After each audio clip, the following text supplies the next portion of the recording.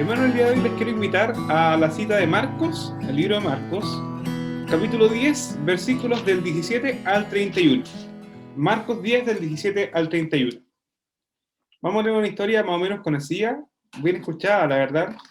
Y de hecho esto lo quería compartir porque lo escuché yo también y lo encontré muy bueno, por eso quise compartírselos. Y se encuentra nuevamente, lo repito, en Marcos 10, del 17 al 31. Y dice lo siguiente. Al salir él, para seguir su camino, vino uno corriendo e hincando la rodilla delante de él, le preguntó: Maestro bueno, ¿qué haré para heredar la vida eterna? Jesús le dijo: ¿Por qué me llamas bueno? Ninguno es bueno, sino solo uno, Dios. Los mandamientos sabes: no adulteres, no mates, no hurtes, no digas falso testimonio, no defraudes, honra a tu padre y a tu madre. Él entonces respondiendo le dijo: Maestro, todo esto lo he guardado desde mi juventud. Entonces Jesús mirándole le amó y le dijo: una cosa te falta. Anda, vende todo lo que tienes y dale a los pobres, y tendrás tesoro en el cielo, y ven, sígueme tomando tu cruz.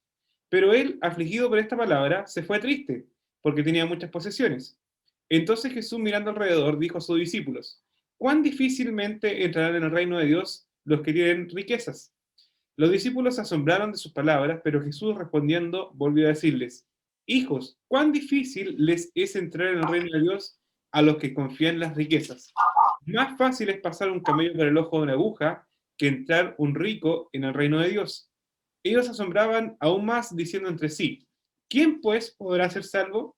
Entonces Jesús mirándolos dijo: para los hombres es imposible, mas para Dios no, porque todas las cosas son posibles para Dios. Entonces Pedro comenzó a decirle: he aquí, nosotros lo hemos dejado todo y te hemos seguido. Respondió Jesús y dijo: de cierto os digo que no hay ninguno que haya dejado casa o hermanos o hermanas o padre o madre o mujer o hijos o tierras por causa de mí y del Evangelio, que no reciba 100 veces más ahora en este tiempo casas, hermanos, hermanas, madres, hijos y tierras con persecuciones, y en el siglo venidero la vida eterna. Pero muchos primeros serán postreros y los postreros primeros. Hermanos, si hay algo seguro dentro de esta vida, es que vamos a morir en algún día. Eso es algo seguro y algo que tenemos certeza, ¿ya? No sabemos la circunstancia en cuál vamos a llegar a la muerte, no sabemos, ¿cierto?, en qué momento, pero sabemos que es inevitable. Y de hecho un poco tormentoso para algunas personas, ¿cierto?, como lo fue para este joven rico, ¿ya? Ellos no prefieren pasar en eso y si lo piensan tratando de buscar alguna solución. Ahora, la pregunta sería: ¿cómo es que podemos estar seguros, ¿cierto?, de lo que estamos haciendo ahora? Es todo lo que deberíamos hacer, ¿cierto?, para llegar a un viaje, ¿cierto?, este viaje del cual no hay retorno. ¿Cómo lo podríamos hacer? Bueno, esa fue la inquietud también, la que tuvo el joven rico, en este caso, ¿cierto?, que vemos acá, y fue esa la inquietud que llevó al joven rico también a los pies de Jesús, ¿sí? En este caso, lo que vamos a ver el día de hoy. Y en el contexto del texto, estamos viendo de que Jesús, ¿cierto?, el Señor se encontraba en una región llamada Perea, que se encontraba al otro lado del Jordán, y se dirigía a la ciudad de Jerusalén, que de hecho más adelante, dentro de unos meses más, dentro de la historia, se ve que Jesús es llevado a la cruz, ¿cierto?, es juzgado, es condenado a muerte. Así que nosotros prácticamente lo que vamos a ver acá es como el principio del fin del ministerio de nuestro Señor Jesucristo, ¿cierto? Cuando de repente llega este joven, ¿cierto?, que aparentemente estaba muy preocupado, ¿cierto?, tenía una preocupación muy grande por el estado de su alma delante del Señor, delante de Dios, ¿cierto? Y lo podemos ver claramente en Marcos 10:17, que dice que al salir él para seguir su camino, vino uno corriendo e hincando la rodilla delante de él le preguntó: Maestro bueno, ¿qué haré para heredar, la vida eterna? Un joven rico, dice Marco en esta parte, ¿cierto? Pero en el libro paralelo de Lucas, nosotros nos podemos encontrar de que este era un hombre, ¿cierto?, rico y probablemente muy prominente, ¿ya? De hecho, la palabra que se utiliza en Lucas, en el libro paralelo, ¿cierto?, texto paralelo, es un gobernante, ¿ya? Se habla de un gobernante. Probablemente haya sido un miembro del Sanedrín, que era una institución bien emblemática dentro del pueblo judío, ¿cierto?, bien prestigioso para ellos en los días de Jesús, ¿ya? Así que prácticamente podríamos decir que era una persona bastante exitosa, este joven rico, ¿cierto? Además era joven, tenía dinero, era rico, era influyente, ¿cierto? Y era una persona bastante moral, ¿ya? Tenía bastante reputación buena, ¿cierto?, en cuanto a sus acciones. Era una persona religiosa, ¿cierto? Como vemos dentro de toda la historia de lo que se ve acá, ¿cierto? Por eso bien decía que es el tipo de joven que, de hecho, algunos podrían pensar el que quisiera para su hija, ¿ya?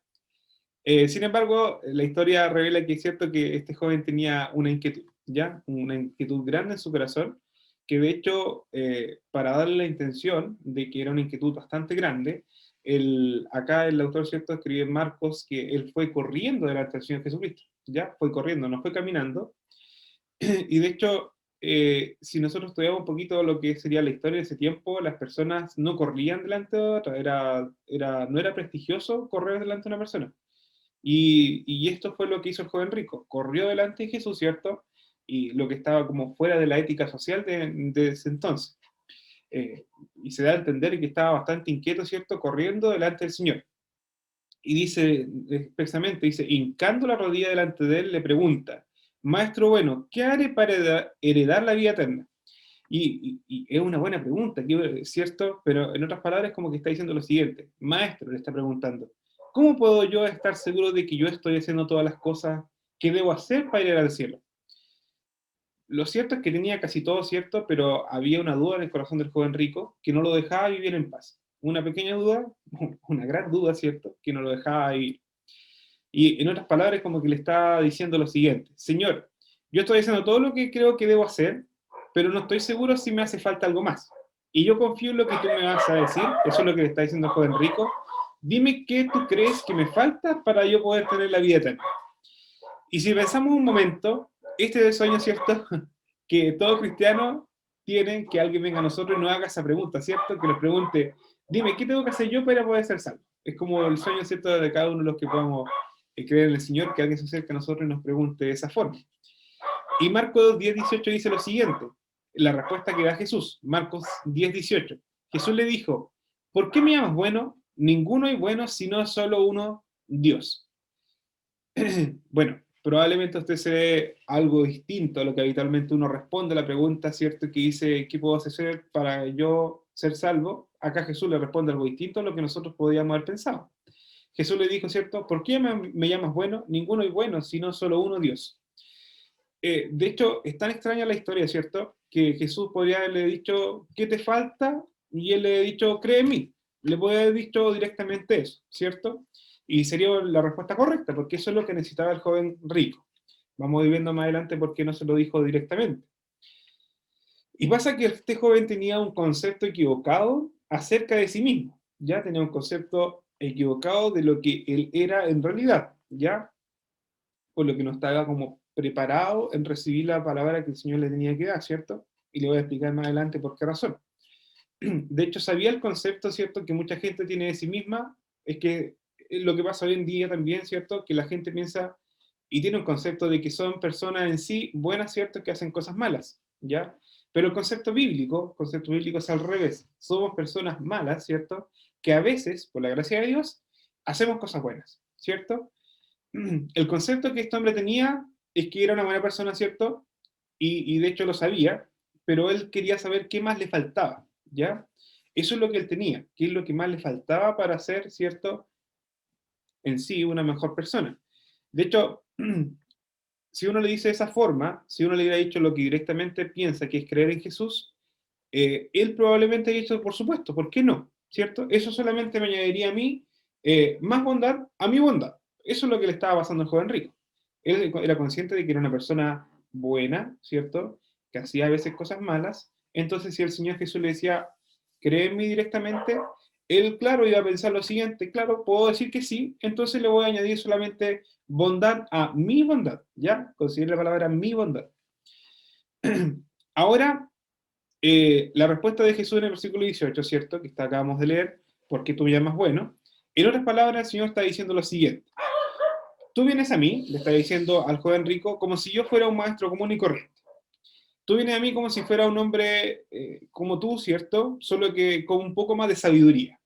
Ahora, si eso es lo que tú piensas de mí, ¿por qué me llamas bueno? Eso es lo que está diciendo el Señor Jesús al joven rico. Porque en el mundo entero hay una sola persona, le está diciendo, que merece ese calificativo de bueno. Y no eres tú, es Dios. Eso es lo que le está diciendo. Hay uno solo que es bueno.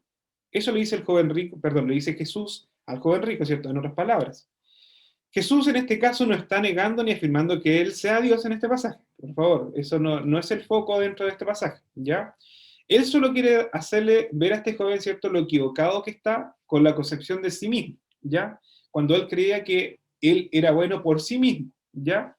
Y nosotros sabemos bien que en Romanos 3:10 dice que no hay ninguno que sea bueno, ¿cierto? Por el contrario. Se sabe que existen personas, ¿cierto?, que son relativamente buenas, ¿ya? Ojo con esto, son relativamente buenas y son relativamente buenas en comparación de personas, ¿cierto?, que son peores, ¿ya? No es una medida que va hacia arriba, sino que una medida que va hacia abajo, ¿ya? De hecho, si nosotros nos comparáramos realmente con el carácter de Dios, si nos comparáramos con la santidad de Dios, esa medida sería bastante amplia, bastante, ¿cierto?, la diferencia entre una y la otra, ¿ya? Y este es el caso del joven rico, ¿ya? Él pensaba que él era bueno, ¿cierto? Y que le faltaba súper poco para poder alcanzar por sus propias fuerzas, eso lo vamos a decir más adelante, con sus propias fuerzas, que él podía alcanzar esto, ¿ya? Lo cual no era de su propio empeño, por el contrario, vamos a verlo como el Señor lo plantea acá.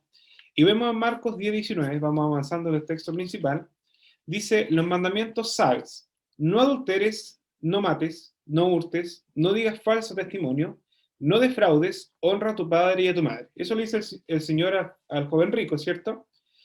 Y bueno, le dice, tú sabes estos mandamientos. Y le da el listado de ellos, ¿cierto? Y probablemente le puede haber mencionado muchos más que se conocían desde el Antiguo Testamento. Algunos consensuaban que eran más o menos 613, pero eso va a ser más o menos relativo porque no se han contado a mano realmente, ¿ya? Por ahí algunas fuentes dicen eso. Ahora, el Señor dice, cumple tus mandamientos y vivirás.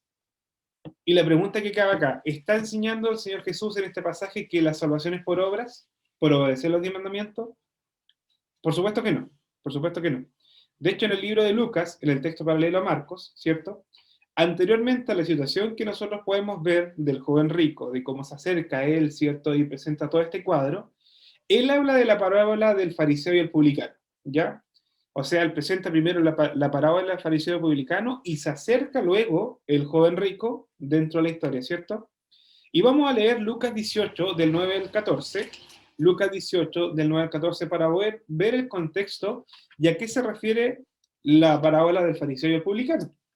Y dice el versículo 9, a unos que confiaban en sí mismos como justos y menospreciaban a los otros, dijo también esta parábola.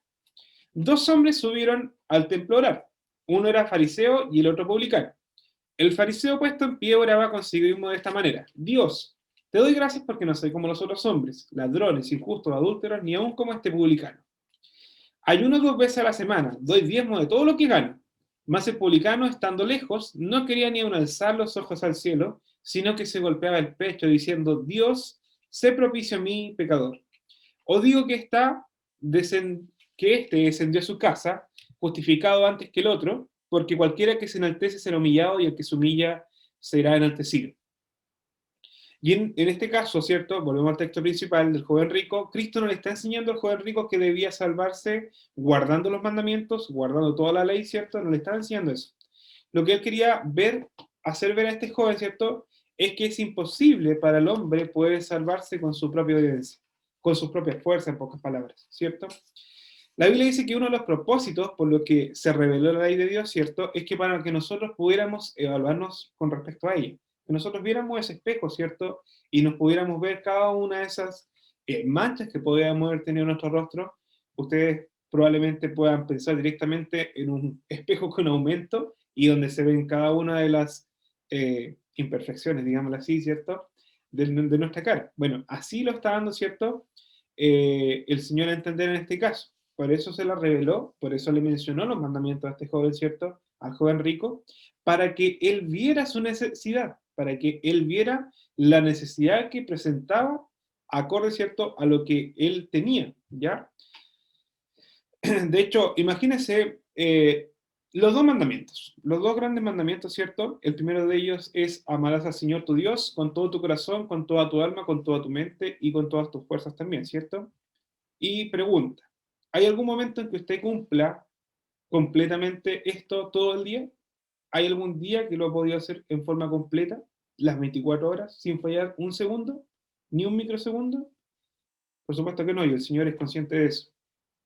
De hecho, también el otro mandamiento, que es amarás a tu prójimo como a ti mismo, la pregunta es si acaso los guarda o no. Bueno, Pablo también dice en Romanos 3:20, ya que por las obras de la ley ningún ser humano será justificado delante de él, porque por medio de la ley es el conocimiento del pecado. Por medio de la ley es el conocimiento del pecado. Y el problema de este joven es que no entendía todo el alcance de la ley. No entendió cuando el Señor Jesús le presentó cada uno de los mandamientos, ¿ya? Él no lo entendió como el Señor Jesús lo quería plantear. Por eso que el Señor en el versículo 20 dice, maestro, el joven rico responde y dice, maestro, todo esto lo he guardado desde mi juventud, ¿cierto? Lo responde en el versículo 20. Y en el relato paralelo, vuelvo a tomar el paralelo en Mateo 20, perdón, Mateo 19 se encuentra, ¿cierto? Ahí probablemente en su Biblia, en el encabezado aparece, la referencia cruzada, ¿cierto? Y él agrega en esta parte la siguiente pregunta, ¿qué más me falta? O sea, aparte de haber cumplido todos los mandamientos, él agrega y pregunta, ¿qué más me falta? Y es muy interesante porque él estaba bastante seguro de su propia bondad, de su propia moralidad, ¿cierto? En este caso, o de su cumplimiento de las leyes, pero había un elemento de duda en su corazón. A pesar de todo esto, a pesar de que estaba seguro de su bondad, ¿cierto? A pesar de estar seguro de la moralidad que él tenía, o de la religiosidad, también lo podemos mencionar, él tenía esa duda. Él tenía una duda en su corazón. Ese es el problema de aquellos, ¿cierto?, que planean salvarse haciendo cosas buenas, ¿cierto? O cumpliendo la ley. Le recuerdo, la ley, ¿cierto?, nos permite vernos a nosotros mismos, ver nuestras imperfecciones, ¿cierto? Y como lo dicen Romanos, es el conocimiento del pecado, o sea, la necesidad que tenemos de quién, de Jesús, en este caso. Vamos a verlo más adelante como el Señor lo plantea. Y luego tenemos en Marcos 10:21, vamos a leer Marcos 10:21, siguiendo el texto principal, y dice, entonces Jesús mirándole, le amó y le dijo, una cosa te falta, anda, vende todo lo que tienes y dale a los pobres y tendrás tesoro en el cielo. Y ven, sígueme tomando tu cruz. Bueno, es bastante interesante, me gusta este versículo, debo decirlo, ¿cierto? Y es que el Señor Jesús no le respondió en forma aireada, a pesar de que Él les daba a entender, ¿cierto? A pesar de que Él le mostró la ley, a pesar de que le mostró varios pasos, Él no le dijo, era un mentiroso, era una persona soberbia, estás tan ciego, ¿cierto? Que no puedes darte cuenta, ¿cierto? De en este caso, en qué mundo, ¿cierto? Ningún ser humano puede alcanzar esta medida, que ningún ser humano puede alcanzar a poder cumplir completamente la ley. No le respondió así Jesús. Jesús le respondió de otra forma, y dice el texto 10:21, mirándole, le amó. Él sintió compasión, Jesús sintió compasión por este joven, ¿cierto?, que estaba siendo perdido en su propia moralidad, en su propio mundo legalista, en que él pensaba que sus propias fuerzas podían alcanzar, ¿cierto?, la salvación, podían alcanzar, ¿cierto?, el nivel de Dios, en este caso, por decirlo de alguna forma, más entendible. Y de hecho hay una frase, ¿cierto?, que hay dos formas de poder hundir un barco, o cargado de oro, o cargado de estiércol. Tenemos esas dos opciones. Bueno, y recuerdo nuevamente que no nos podemos salvar cumpliendo todos los mandamientos, ¿cierto? No nos podemos guardar, ¿cierto?, y alcanzar la salvación. De hecho, Gálatas 3:10 dice lo siguiente.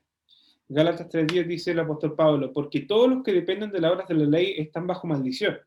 Pues escrito está, maldito todo aquel que no permaneciere en todas las cosas escritas en el libro de la ley para hacerlas. Pablo está diciendo, ¿cierto?, que si estamos en la ley estamos bajo maldición, está claro, lo dice explícitamente el texto, ¿cierto?, pues no cumplimos todos los mandamientos. Si rompimos una parte de la ley, ¿cierto?, estamos rompiendo toda la ley. Es como que si nosotros construyéramos un puzzle, ¿cierto?, cada pieza corresponde a un mandamiento. Si nosotros sacamos una pieza del puzzle, vamos a deformar, ¿cierto?, lo que sería en sí, o al rompecabezas, como usted le quiera llamar, ¿cierto? Vamos a romper eso, ya no sería el mismo, ¿ya? Acá estamos más o menos hablando lo mismo. Si nosotros no completamos el puzzle, si no completamos completamente, ¿cierto?, en este caso, lo que sea el rompecabezas, no va a estar completo, ¿ya? Y si no está completo, no es un rompecabezas completo, va a agarrar redundancia, ¿ya? Acá lo que le está diciendo el apóstol Pablo es eso, que debemos de cumplirla en forma completa, no por partes, en forma completa. Y si la rompemos, ¿cierto?, en una parte, no está completa, ¿ya? No va a funcionar. Y en Santiago 2:10 dice, acá, ¿cierto? Dice Santiago, el apóstol Santiago, porque cualquiera que guardare toda la ley, pero ofendiera en un punto, se hace culpable de todos, ¿ya? Santiago 2:10 dice, porque cualquiera que guardare toda la ley, pero ofendiera en un punto, como le acabo de mencionar, se tocó el puzzle, se hace culpable de todos, ¿ya? Eso es lo que da a entender. O sea, tenemos que cumplir la ley al 100% si queremos vivir, ¿cierto? Pero no se puede. El Señor Jesús le da a entender esto al joven rico, que no podemos, no somos capaces con nuestras propias fuerzas de poder alcanzar a cumplir este puzzle, ¿cierto? A cumplir cada uno de estos mandamientos en forma completa, al 100%. O sea, si yo tengo 613 mandamientos y alcanzo a cumplir solamente 612, no cumplo toda la ley, ¿ya? Eso es lo que va a dar a entender acá el apóstol Pablo. Si ese uno que me falta ahí, no cumplir los demás. Soy culpable de todos. Si se quiere salvar, ¿cierto?, por su propia obediencia, va a ser necesario que cumpla todos y cada uno de los mandamientos de la Biblia todos los días de su día. Y si somos honestos, ¿cierto?, con nosotros mismos, vamos a ser conscientes de que no lo vamos a poder cumplir, que va a ser casi imposible para nosotros. Y esto es lo que el Señor Jesús quiere hacerle entender al joven rico. ¿Por qué razón? Porque lo amó.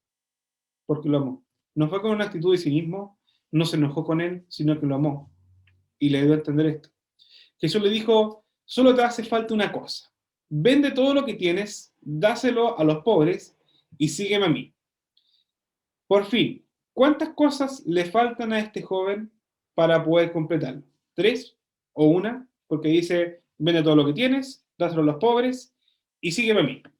Puede ser una, pueden ser 3, pueden ser 2, ¿cierto? Como yo lo acabo de contar. Pero lo que le faltaba al joven rico no era ni una, ni dos, ni tres. Lo que le faltaba era seguir a Cristo. La intención aquí no es decir que este joven, al vender ciertos sus bienes y al dar la ganancia a los pobres, iba a recibir como recompensa, ¿cierto?, el cielo. No, esa no es la intención, sino que era por seguir a Jesús. Ahora, vender todo lo que tenía y entregarlo a los pobres iba a ser solamente la evidencia, ¿cierto? La evidencia de que había removido, él había removido, ¿cierto?, el ídolo de su corazón. Eso es lo que muestra, ¿cierto?, lo que el Señor Jesús estaba pidiendo acá. El ídolo que él había hecho a las riquezas, ¿cierto?, para hacer de Cristo el único objeto de su adoración. Eso es lo que estaba pidiendo. El único objeto de satisfacción, el único objeto de deleite, era, ¿cierto?, esa era la evidencia. Mientras dependa, ¿cierto?, o dependamos de otra cosa para la fidelidad, ¿cierto?, que encontramos en satisfacción de otra cosa que no sea Cristo, no estamos realmente descansando, ¿ya? No estamos realmente descansando. Es muy fácil decir que creemos en Cristo, pero es otra cosa muy distinta mostrar esa confianza dependiendo únicamente en Él y encontrando, ¿cierto?, toda nuestra satisfacción únicamente en Él. ¿Ya? Acá en este caso, el joven rico teníamos que estar descansando en sus riquezas, ¿cierto?, en el ídolo que había creado en su corazón, pero acá el Señor lo estaba llamando a que se diera cuenta de eso, que pudiera ver, ¿cierto?, a través de la ley, a través de la palabra, que él necesitaba de Cristo, ¿cierto?, que él era la única opción, ¿cierto?, que pudiera descansar y pudiera responder a la pregunta que tenía en su corazón. Porque a pesar de que él tenía la seguridad de la bondad, él no estaba seguro al 100%. De hecho, tenía la duda, ¿cierto?, de, de qué es lo que le faltaba. Y lo veíamos en un libro paralelo, ¿cierto?, al que estábamos leyendo principalmente, que es Marcos, y nos dice que solamente tenemos la satisfacción en Él. Ahora, lo que le está diciendo Jesús a este joven es lo siguiente. En otras palabras, como parafraseo, ¿cierto? Imagínate una vida, o imagínate una vida, ¿cierto?, sin dinero. Le está diciendo Jesús al joven rico. Imagínate la vida sin nada de dinero, sin tus bienes, ¿cierto?, sin tus casas, sin tus autos, sin tu cuenta bancaria. Imagínate una vida en la que solo me tuvieras a mí. Eso es lo que le preguntaba Jesús al joven rico. ¿Ya? Eso es lo que le estaba planteando en las palabras. Y pregunta para usted, ¿estaría satisfecho? Una pregunta.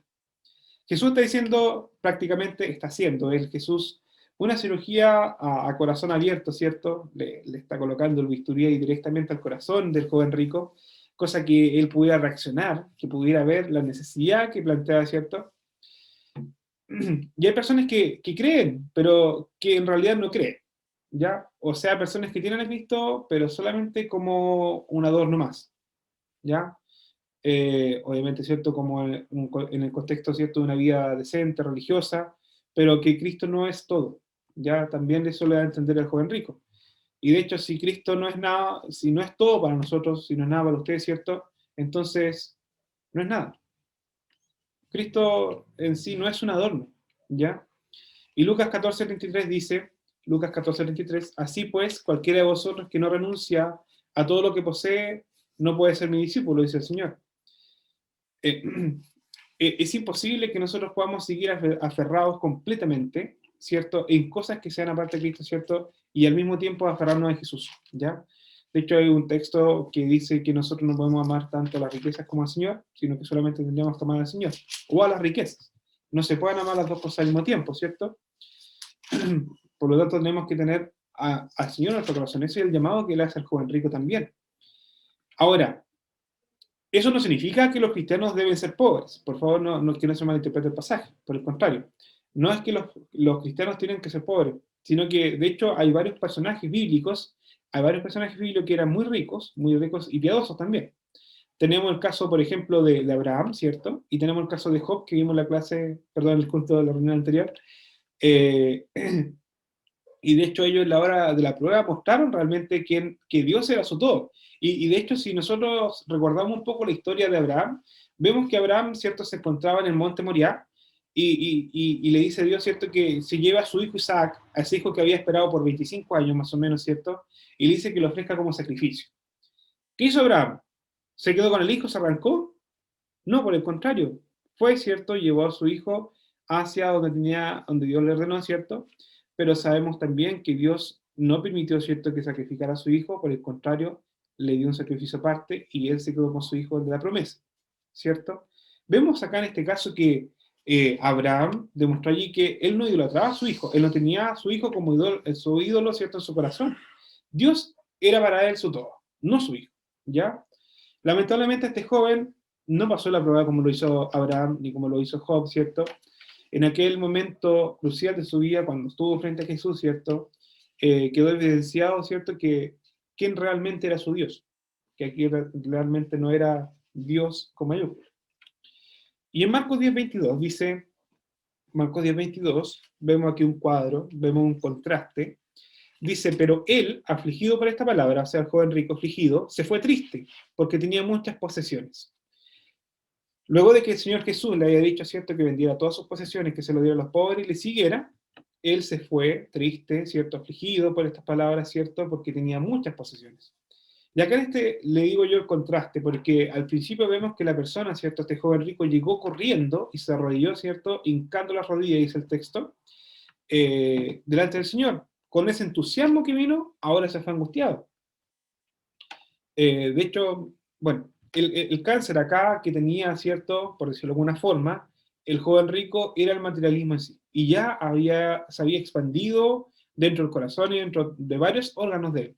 Ya estaba atrapado, ¿cierto?, por su propio ídolo que tenía, ¿cierto? De hecho, él dependía de sus riquezas. El problema de este joven no era el poseer muchos bienes, por favor que quede claro, no es el problema de tener bienes, ¿ya?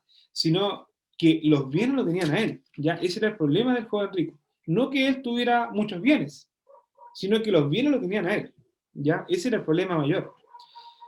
Ahora el problema es que ningún ser humano, ¿cierto?, puede librarse por sí mismo de eso, ¿ya?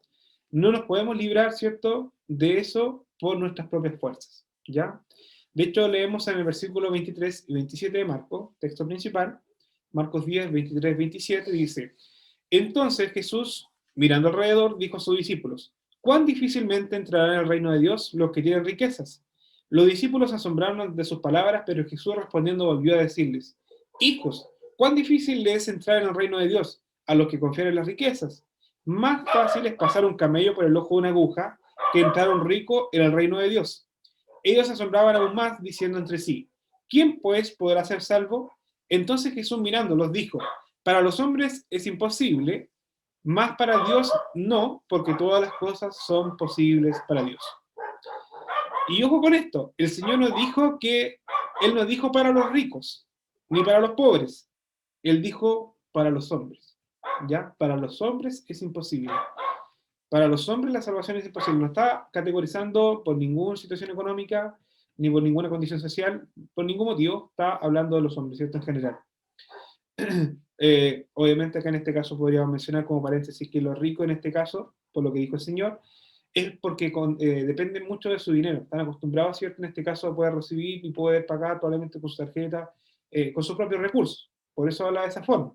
Pero no es que sea imposible en sí, porque lo que es imposible para el hombre es posible para Dios, ¿cierto? Por eso dice que es más fácil que pase un camello por una aguja que un rico en el reino de Dios. Y de hecho lo hice como una frase coloquial, ¿cierto? Como probablemente en ese tiempo. Como lo mismo que nosotros podríamos decir hoy en día, que es mucho más fácil que las vacas vuelen a que entre un rico en el reino de Dios. ¿Ya?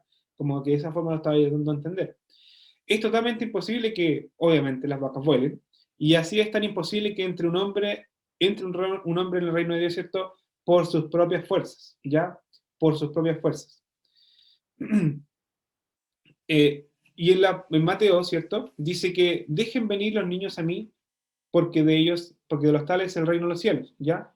La cita de Mateo dice, dejen venir los niños a mí, porque de los tales es el reino de los cielos. Lo cual da a entender, ¿cierto? La dependencia que debemos tener del Señor, ¿ya? Yo le comentaba recién de que nosotros somos incapaces de poder llegar, ¿cierto? O entrar al reino de los cielos por nuestras propias fuerzas, ¿ya? Esa es la intención que está dando el Señor acá. ¿Y por qué le menciono acá en este caso el de los niños? Porque ellos dependen, ¿cierto? Y nosotros dependemos en este caso del Señor para poder alcanzar esto, ¿ya? Lo que es salvación, de poder entrar en el cielo. Ahora, esto igual fue chocante para los discípulos, ¿por qué razón? Porque, bueno, y lo da a entender dos veces porque lo mencionan, que se asombraron, dos veces seguidas, ¿cierto? Y de hecho les dice, ¿quién podrá salvarse? ¿Por qué les sorprende tanto? Bueno, en el contexto anterior, o sea, en la historia, ¿cierto? Cuando una persona tenía dinero era una señal inequívoca, ¿cierto?, de la bendición de Dios, ¿ya? O sea, si yo era rico era porque estaba al favor de Dios sobre mí, ¿cierto? Eso es lo que da a entender, como por ejemplo la Edad Media, los que eran gorditos en ese tiempo eran ricos, ¿cierto? Bueno, en esos tiempos, ahora ya no puedo decir lo mismo. Bueno, bueno, la respuesta, ¿cierto?, del Señor en ese tiempo era contundente y dice que no hay nadie, ¿cierto?, que pueda entrar por sus propias fuerzas. Para los hombres es imposible. Le recargo esto, ¿cierto?, que para los hombres es imposible, porque el Señor lo dice. Ahora, en pocas palabras, no nos podemos salvar a nosotros mismos, ¿ya? No nos podemos cambiar a nosotros mismos, ¿cierto? No nos podemos limpiar a nosotros mismos. No nos podemos cambiar nuestro corazón a nosotros mismos. No nos podemos dar un nuevo corazón a nosotros mismos, ¿cierto? Para poder amar a Dios, para poder glorificar a Dios, para poder amar completamente a nuestro prójimo como el Señor nos manda, ¿cierto? A poder amarle como realmente debería ser, como Él nos enseña, ¿cierto? No lo podemos hacer por nosotros mismos, ¿ya? Marcos 10:27 dice, entonces Jesús mirándolos dijo, para los hombres es imposible, mas para Dios no, porque todas las cosas son posibles para Dios. Hermano, yo le recalco siempre en este caso, ¿cierto? De que es imposible por nuestras propias fuerzas, es imposible para el hombre, pero para Dios no. Las fuerzas de Dios, Dios Todopoderoso, sí lo puede hacer. Sí es posible para Dios, ¿cierto? A través de la persona de Cristo, de que nosotros podamos alcanzar esta salvación. La salvación es imposible para los hombres, pero sí es posible para Dios, ¿cierto? Para nosotros también. Hay esperanza, ¿cierto?, para los hombres, porque Dios es todopoderoso. Dios puede vencer la obstinación de nuestros corazones y Dios puede destruir, ¿cierto?, toda nuestra idolatría que haya en nosotros. Hay personas que probablemente también, este es otro caso, hay otras personas que no se acercan a Cristo porque no lo necesitan para salvarse, ¿cierto? Como yo le menciono, pero el otro caso es porque desconfían de sí mismos, ¿ya? En este caso es como una persona que dice, yo no voy a poder vivir la vida cristiana porque a pesar de que yo haga mi mejor intento, no lo voy a cumplir, yo no voy a poder. Va a ser demasiado para mí. Ese es otro caso. Tenemos el caso de que obviamente piensa que lo va a poder, se va a poder salvar por sí mismo, y el otro que desconfía de sí mismo que no se va a poder acercar al Señor porque no tiene la fuerza, ¿cierto? Porque piensa que a pesar de que lo vaya a intentar, no lo va a poder hacer, porque es muy pesado para él. Y de hecho la Biblia, el texto bíblico le da la razón. De hecho le da la razón, le dice que claro que no va a poder con sus propias fuerzas. No va a poder alcanzar, ¿cierto? O continuar en este camino por sus propias fuerzas, ¿ya?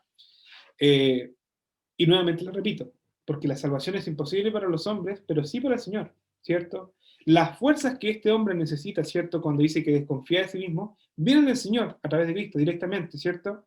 Que a pesar de que mejor lo intente, el Señor va a estar ahí y lo va a apoyar. Entonces, ¿cierto? En este caso sería otra excusa, ¿ya?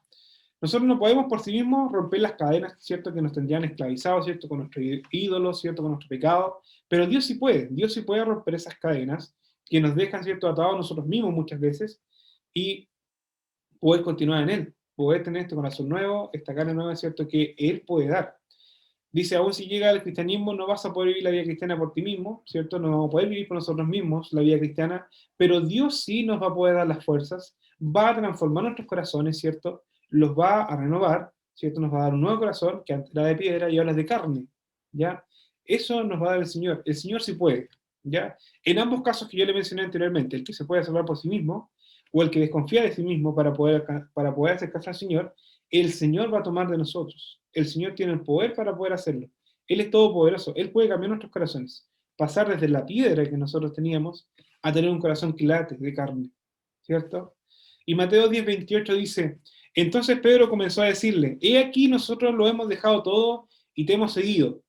Y en este caso, esperemos que Pedro no haya querido decir, ¿cierto?, que él había dejado todo y se haya amanecido, ¿cierto?, en sí mismo. Bueno, más adelante vemos que realmente no lo hizo, ¿ya? Pero tenemos que tener cuidado también de no envanecernos, ¿cierto?, de que nosotros nos acercamos al Señor. Es el Señor, ¿cierto?, que nos da la salvación. Es el Señor que nos da las fuerzas para poder alcanzarlo, ¿cierto?, y poder permanecer en Él, ¿cierto?, porque somos salvados por gracia, ¿ya? Dependemos del Señor, ¿ya? Como los niños dice que dependen de Él. Ahora, lo cierto es que los apóstoles, ¿cierto?, estuvieron dispuestos a abandonar muchas cosas, y eso estamos claros, ¿ya? E ir delante de Cristo.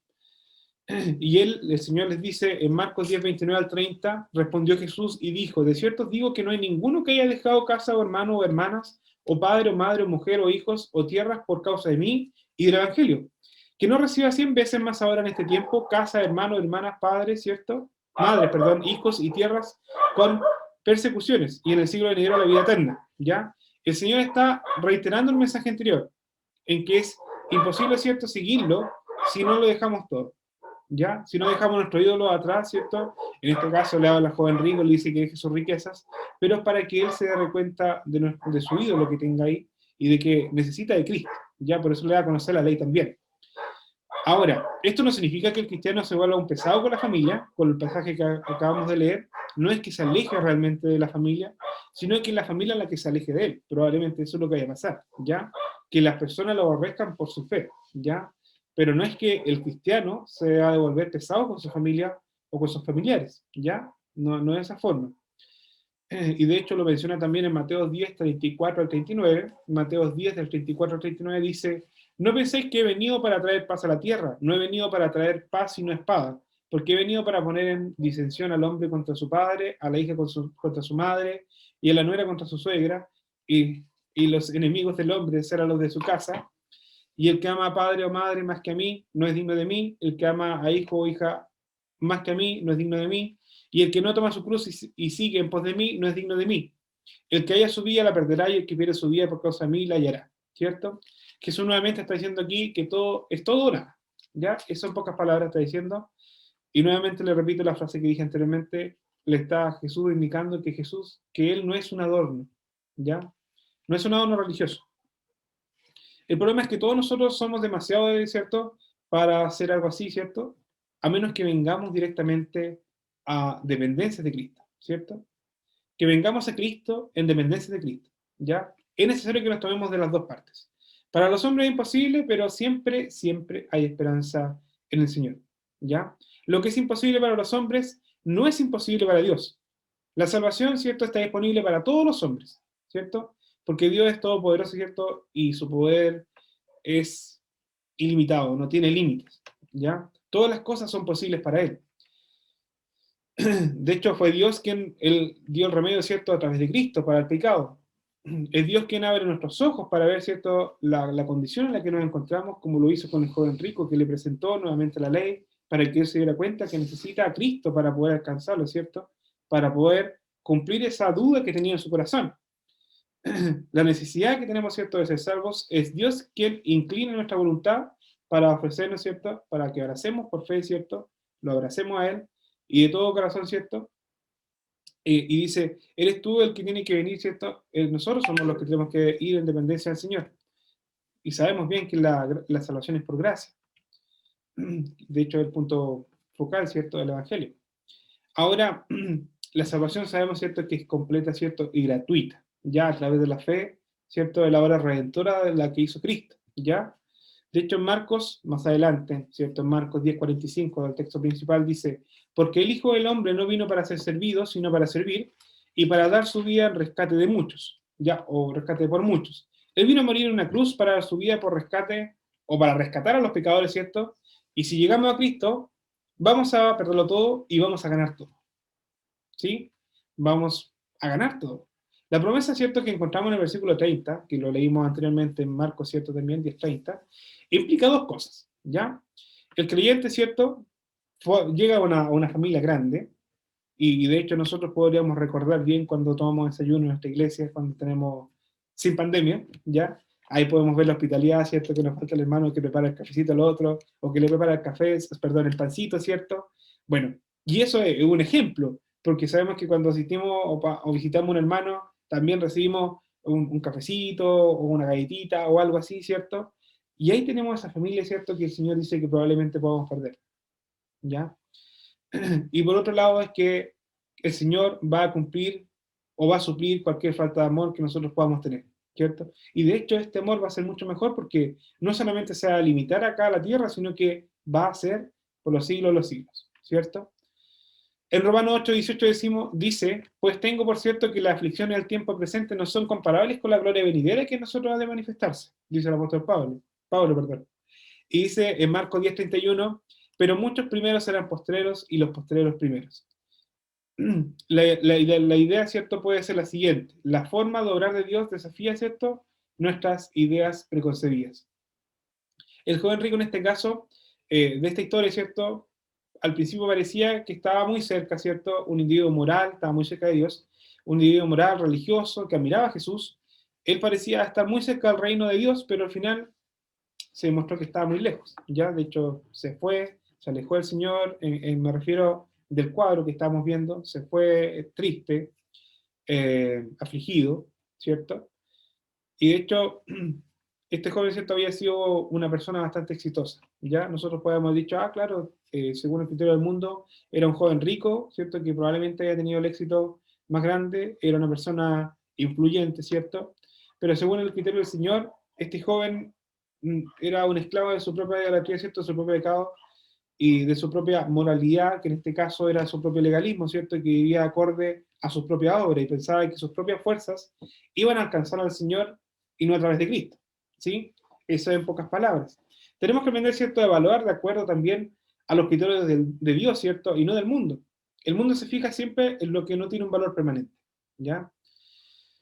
Tenerlo todo sin tener a Cristo es tener una existencia ligera, ¿cierto?, que pase como la neblina, es una pérdida total, ¿cierto?, para llegar a la eternidad. Tener a Cristo, por el contrario, es tenerlo todo, ¿cierto? Aunque no tenga nada más, Cristo lo puede hacer todo. Y de hecho hay varios pasajes de Pablo que nos enseña eso, ¿cierto? Ahora, si usted es rico o pobre, tenga la condición, ¿cierto?, socioeconómica que sea, la única esperanza que nosotros tenemos, ¿cierto?, es la obra de Cristo. La única esperanza que podemos tener es en Cristo. No podemos alcanzarlo con nuestras propias fuerzas, y lo acabamos de ver, ¿cierto?, con el joven rico, pero sí lo puede hacer, ¿ya? Lo puede hacer el Señor en nosotros. Todo lo que es imposible para el hombre, lo es posible para el Señor. Y de hecho, quiero terminar con una ilustración. No sé si alguien ha jugado Monopoly por ahí. Bueno, Monopoly es un juego, ¿cierto?, de mesa, que probablemente este juegue con dinero, ¿ya? Billetitos de papelito así, chiquititos, los cuales va comprando, ¿cierto?, en este caso, bienes o inmuebles. Quiero terminar con esto. Ahora, si nosotros quisiéramos llevar ese dinero y quisiéramos comprar una propiedad, una casa o invertir en algo, ese dinero de Monopoly lo llevo al banco, probablemente me lleven a un psiquiatra, cierto manicomio, porque va a estar loco, ¿ya? Porque no funciona así, ¿ya? No funciona de esa forma. Monopoly es un papelito nomás. En el cielo es algo similar. La única moneda que trabaja, que anda en el cielo o que se mueve en el cielo, es la justicia de Dios. La única moneda que se mueve allá es la justicia de Dios, de Jesús en este caso, ¿cierto? La justicia de Jesús que nosotros podemos también recibir a través de la fe.